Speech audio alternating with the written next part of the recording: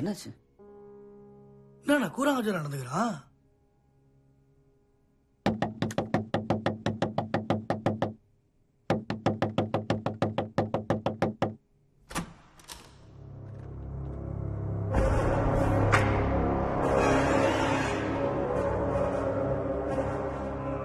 மல்லிகா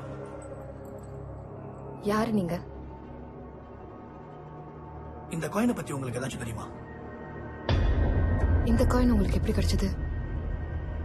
நாம கொஞ்சம் உள்ள போய் பேசலாமா? அங்க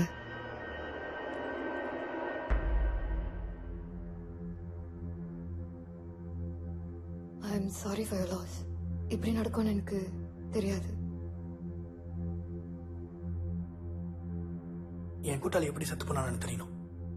உங்களுக்கு அந்த காயினுக்கு என்ன சம்பந்தம்?